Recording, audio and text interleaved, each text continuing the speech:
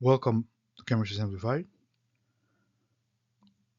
We will continue with our introduction to organic chemistry, and this is part 3.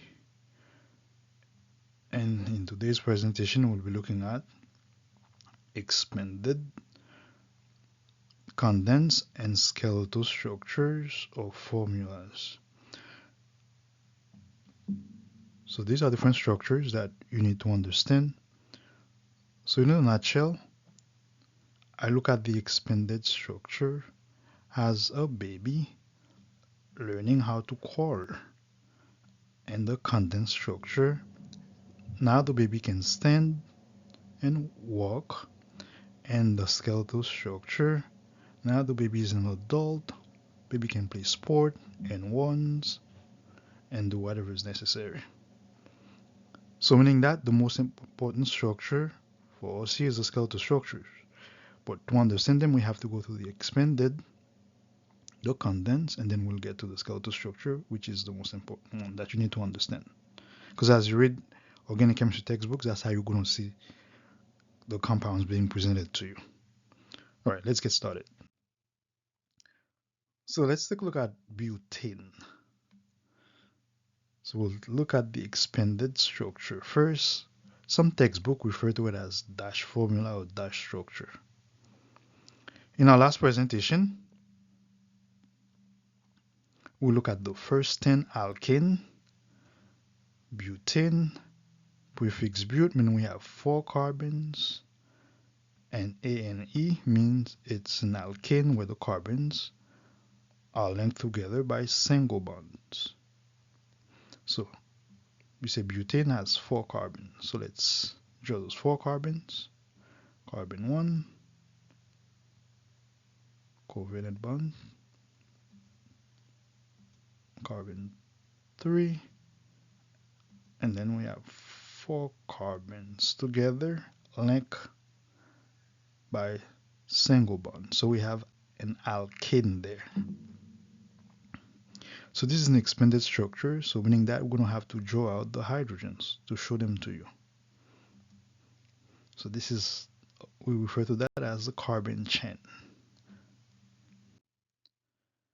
Next, we need to number the carbons in the chain.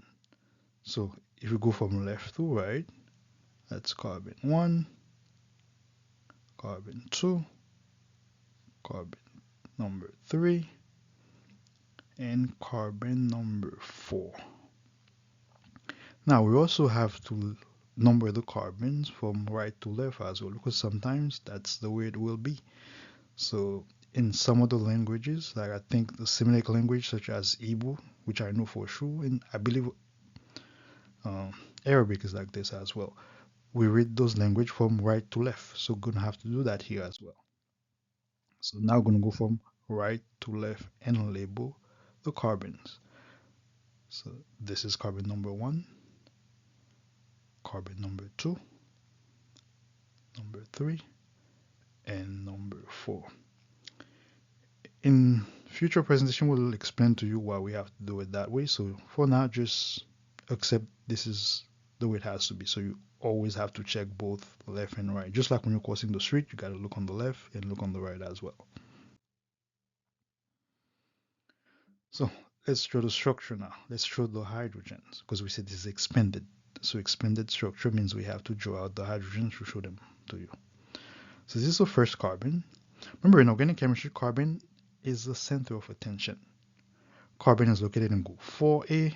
It has 4 valence electrons. And in our presentation, where we talk about valence electron, we say that to fulfill the octet rule, carbons need 4 more electrons. So carbon likes to form 4 bonds.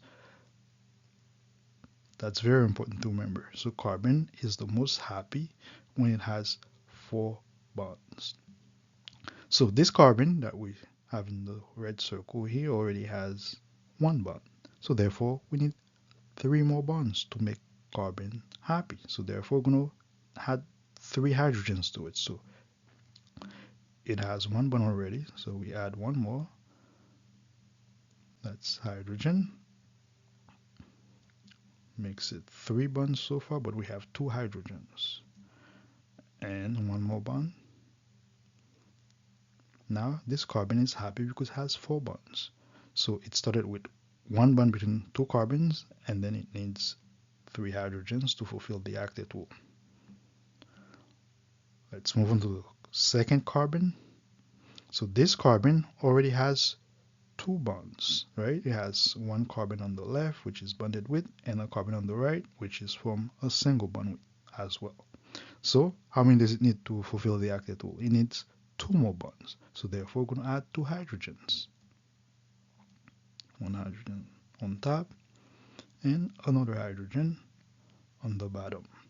So this carbon is happy now. It fulfills the octet rule, just like the first one. While the first one has 3 hydrogen, the second one only has 2 hydrogen. Let's look at the next carbon. Just like the previous carbon, this carbon already has 2 bonds. It has a carbon on its left and a carbon on its right as well, and it forms a single bond with each one of them, so therefore we have 2 bonds.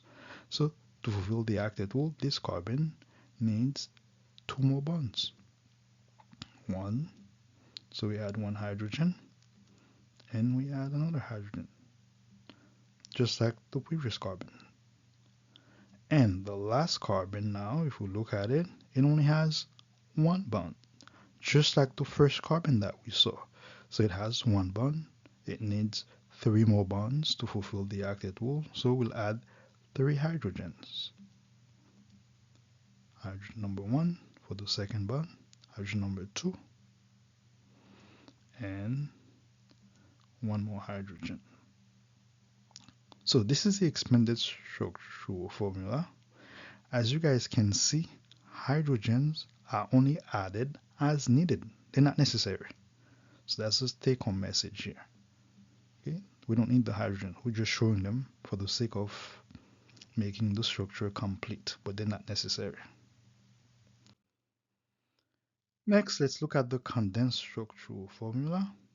So we already know how butane should look like. So we said the first carbon had 3 hydrogens.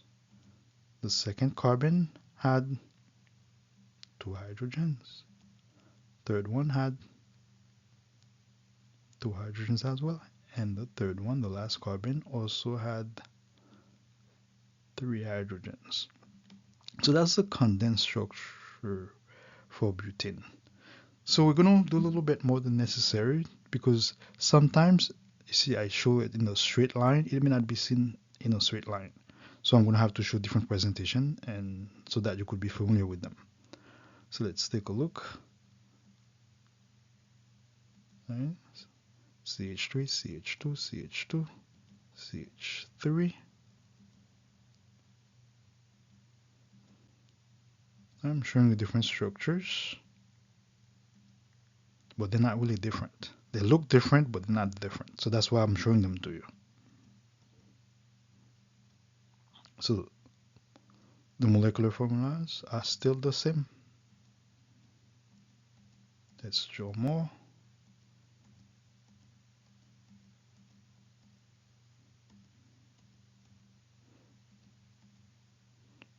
Okay, one more. All right, so that's what we have so far. So let's count them. This is 1, 2, 3, 4, 5, 6, and this is number 7. However, guess what? These are all the same. They're not different from each other. So there's a concept that we'll be looking at in future presentation called isomers. And that's what I'm trying to introduce to you, because sometimes they can trick you, showing you something that are the same and you think that they are different. So how would we know these are different? The best way to do that is by drawing a continuous line to each of them. So if the line can touch all of the carbons together, it means that these are the same. So let's do that. See, we're drawing this line here. It covers all of the carbons. If we were to do it for the second one, same thing. The third one, number 4. See, the line goes to all of the carbons. Number 6. And lastly, number 7. So what we're doing, we're teaching you how to find the longest continuous chain. So we're going to be using that word in future presentation when we're naming those alkanes.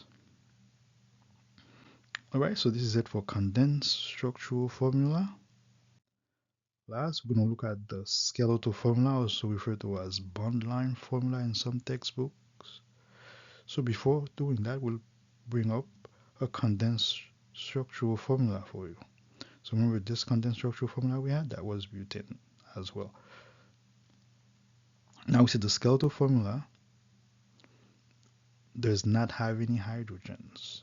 So remember earlier when we were drawing the expanded structure, we said that hydrogens are added only as needed. So with the skeletal formula, skeletal structures, there is no need to show any hydrogen. So let's do that. So we know that at every time there is a turn, there is a carbon. So that's what I need you to see here. So let's draw the skeletal formula. So that's how you will see the skeletal formula. So at the beginning, if you don't see any other atom attached, it means that we have a carbon there. So this is carbon number 1. This is carbon number 2. So at every turn there's a carbon.